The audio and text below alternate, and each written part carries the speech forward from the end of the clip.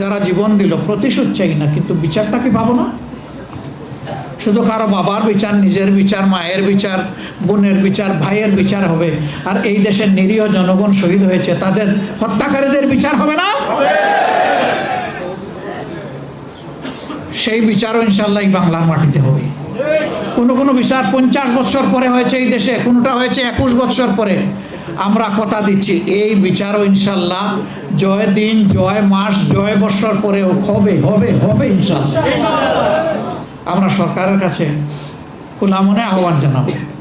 ভুলভ্রান্তি মানুষের হয়, দলের হয়, সরকারের হয়, বিরোধী দলের হয়, সবার হইতে পারে।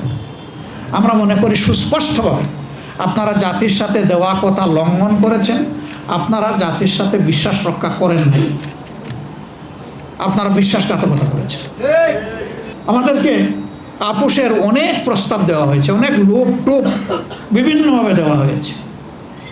আমরা এ পর্যন্ত এগুলা ঘৃণা ভরে প্রত্যাখ্যান করেছি। আমরা বলেছি গণভোট আপনারা চাইলেন, আমরা চাইলাম, এখন আপনারা মানেন না, আমরা কিন্তু আমাদের জায়গায় আছি, আমরা এখান থেকে সরতে পারবো না, জনগণের সাথে আমরা বেইমানি করতে পারবো না।